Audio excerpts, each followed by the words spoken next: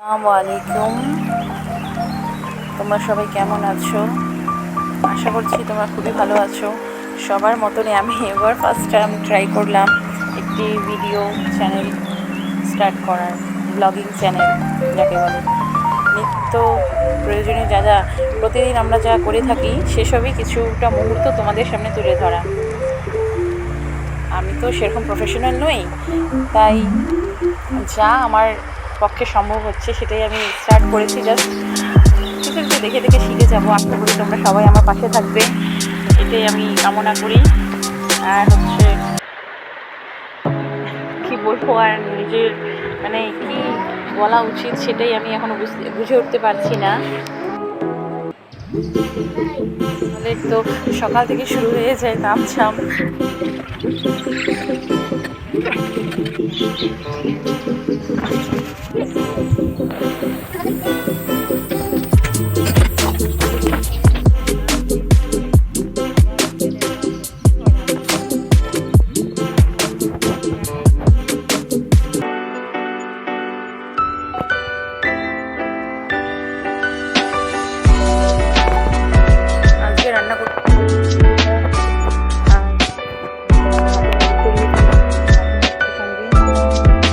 রান্নাবান্না করতে করতে কিছু ঘরের কাজও করে নেব আমি। শুরু হলো রান্নাটা, একটা হয়ে যাক, তারপর অন্য কিছু বসাবো আর কি। তাহলে আমার ছেলে এখনও ব্রেকফাস্টই করে, ওকে আবার ব্রেকফাস্টও করাতে হবে। তো যা সময় লাগায় যাচ্ছে আর কি। ছুটির দিনে ও খুবই একদম দুষ্টুমি করে। সামনে আবার এক্সামও শুরু হয়ে যাচ্ছে কাল থেকে। আগামী সোমবার আর কি আমাদের ফার্স্ট বিয়ে শুরু হচ্ছে। আমার ছেলে এখন ক্লাস 1-এ। এখন রান্না করবো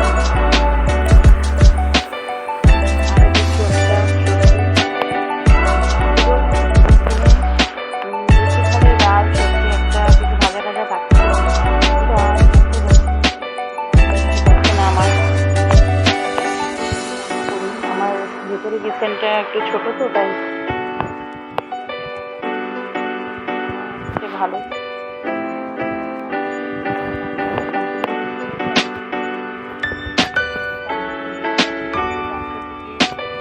গেলাম, গাছগুলো রোদ্রের মধ্যে এরকম হয়ে গেছে একদম। গাছে এত পেয়ারা হয়েছে, কিন্তু এত পোকা হয়েছে গাছে, মনে হচ্ছে এবার স্প্রে না করালে হবে না। অত্যন্ত পোকা, যেটাই পেয়ারা দিচ্ছে সেটাই গায়ে পোকা পোকা পোকা। এত সুন্দর হয়েছে, গাছ ভর্তি পেয়ারা হয়েছে, কিন্তু মনে হয় না পেয়ারাগুলো খাওয়া যাবে, এত পোকা হয়েছে একদম খাওয়া ছাড়া। পেয়ারা গাছটা একদম আমাদের ওয়ালের বাউন্ডারির পাশে, তাই পেয়ারাগুলো বেশিও বড় হয়ে পেকে যায়, সব ওই সাইডে পড়ে যাচ্ছে। আর ও পাশটা অন্যের বাড়ি, সবসময় তাদেরকে ডিস্টার্ব করাটাও ঠিক না। যেহেতু দেখা যাক পরবর্তীতে হয়ে গেলে পরে আমরা গাছটি ডালগুলো কিছুটা ছেটে দিব, কারণ মানুষের বাড়িতে পড়লে ওরাও তখন বলবে যে হ্যাঁ ওরা ফল খাবে আর আমাদের বাড়িতে সব আবর্জনা করছে। দেখো কত পোকা হয়েছে গাছে, একটি পেয়ারাও ভালো নেই, সব পেয়ারাগুলো কাটছে আর দেখছি পোকা দিয়ে ভর্তি। যাই হোক বন্ধুরা, আমার সব রান্নাবান্নাও হয়েই যাচ্ছে, প্রায় শাকটা হয়ে গেলে, ঢেঁকি শাকটা। এখন এটাকে নামিয়ে রেখে দিই। দুধও চলে আসছে, আমার ছেলের গরুর দুধ নেওয়া হয় ছেলের জন্য। তো আজকে মাসিটা আসেনি, ওনার ছেলে এসেছে। আজকে দুধও কম দিয়েছে, ওনার বাড়িতে নাকি কোনো পূজা আছে সেজন্য।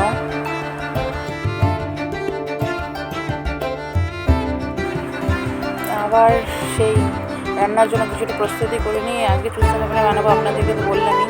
সেজন্য কিছুটা আদা রসুন আর লঙ্কাটা পেস্ট করে নিচ্ছি। আদা রসুনটা তো পেস্ট করে গেছে, লঙ্কাটা পেস্ট করতে গিয়ে আমাকে এত হাতের মধ্যে জ্বালা করে। শিলপাটার মধ্যে বাটলে তো হাত একদম প্রচণ্ড এত জ্বালা করতে থাকে যে আমি সহ্যই করতে পারি না। সেজন্য মিক্সচার মেশিনেই পেস্ট করবো। আদা রসুনটা বেটে নিই আগে, আদা রসুনটা বাটা হয়ে যায়।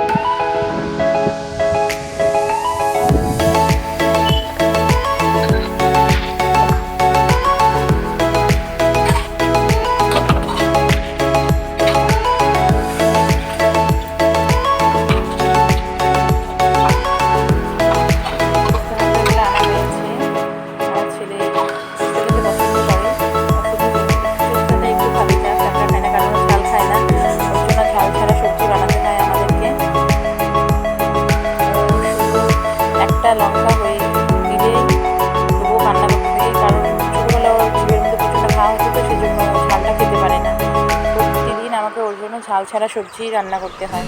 আমাদের জন্য হঠাৎও কোনো সময় একটু মাছ বা মাংস মুখে দিয়ে দেবে, কিন্তু প্রচণ্ড কান্নাকাটি করবে।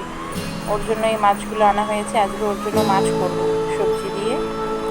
2 পিস মাছ, একটা লেজ রেখে সব ফ্রিজে ঢুকিয়ে রেখে দিব। আগেরও মাছ আছে, আগের মাছগুলো ওটাও খাবে না, ওটা সব পেটির মাছ না, ও কারণ পেটির মাছটাই বেশি পছন্দ করে। তেল তো মাছ, কাতল মাছের বড় পিস যেগুলো তেল দেওয়া তেলওয়ালা থাকে, ওই মাছগুলো খুবই পছন্দ করে। যাই হোক, আমাদের জন্য রান্নাটা করে নিই। টমেটো নিয়ে নিই, টমেটোর একটা সুস্থ ফ্যাবড়ার মধ্যে দিব, আর একটা ছেলের মাছের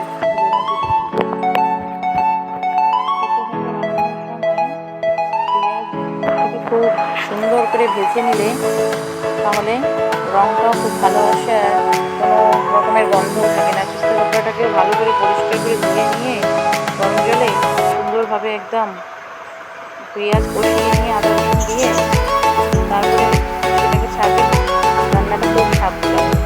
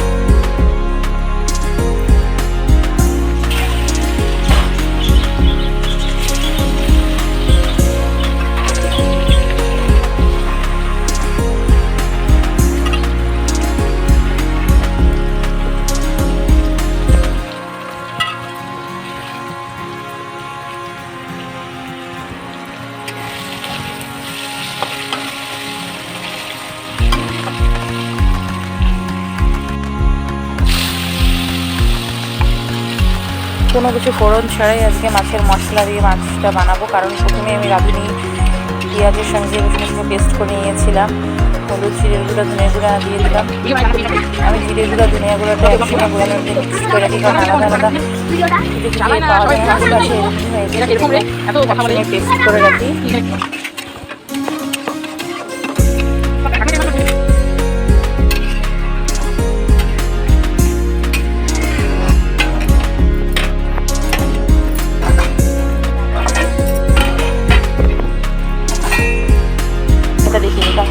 অনেকক্ষণ হইলো, প্রায় সিদ্ধ করে দিচ্ছি। আর ধোয়ার আগে অনেকটা সিদ্ধ করে নিয়েছিলাম আমি। একটু জল আছে, আর একটু সিদ্ধ করতে হবে, কারণ এটা একটু কষান কষান করে নামাতে হবে। এদিকে একদম ঝোল রাখা যাবে না, কারণ শুক্তো কাঁকড়ার ঝোল ভালো লাগে না, আমাকে কষাটাই ভালো লাগে। আমাদের এদিকে সবাই এই ভুনাটা পছন্দ করে, কষান কষানটা। তাই আর চুস্তাগুলো কাটিয়ে নিয়ে, চুস্তাগুলো বড়োই আছে, কারণ আমার ছেলে আর আমার হাজব্যান্ড দুজনেই বড়ো বড়ো খাবে, যদিও খেতে পারে না সম্পূর্ণটা।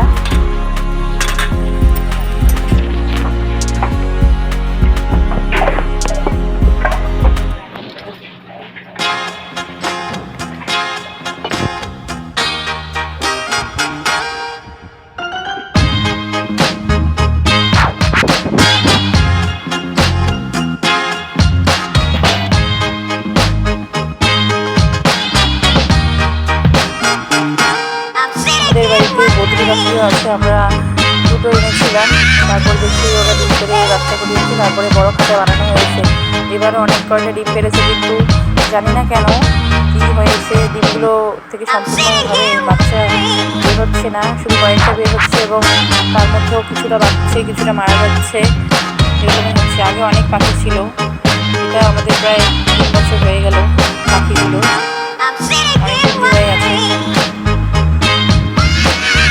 আর এখানে আছে কিছু বিড়ালের বাচ্চা, বাড়িতে একটি বিড়াল আসতো, তাকে আমরা খেতে দিতাম, সে আবার থাকতে থাকতে অনেক দিনই হয়ে গেল প্রায়, তারপরে দেখি বাচ্চা দিয়েছে, আমাদের পেছনের রুমের মধ্যেই দিয়েছিল। আমরা তারপরে আবার আবার নিয়ে চলেই যাবে বাচ্চাগুলোকে, তাই থাক, আবার এটা অন্য কোথাও দিলে কুকুর টুকুর আছে বাইরে, অনেক কুকুরের অত্যাচার, কুকুর আবার যদি মেরে ফেলে বাচ্চাগুলোকে তখন আবার মাটা কষ্ট পাবে। দেখি অনেকক্ষণ হয়ে গেল, মাংসগুলো তো হয়ে গেছে, উস্তা খাবারটা রান্না হয়ে গেছে, বসানো হয়ে গেছে, হালকা ঝুলি ভালো ঝোল তো না, একদম রসা রসা মাখা মাখা থাকবে। আলুগুলো প্রায় সিদ্ধ হয়ে গিয়েছে, আলুগুলো দেখলাম ভেঙে এখন মাছগুলো ছেড়ে দিচ্ছি, মাছটা করে থেকে একটু পরে মাছটা ভেতরে মিশিয়ে দেবো। রান্নাটা আমার হয়ে গেল, প্রায় রান্না শেষ। এখন আমার ছেলেকে আর হাজব্যান্ডকে খেতে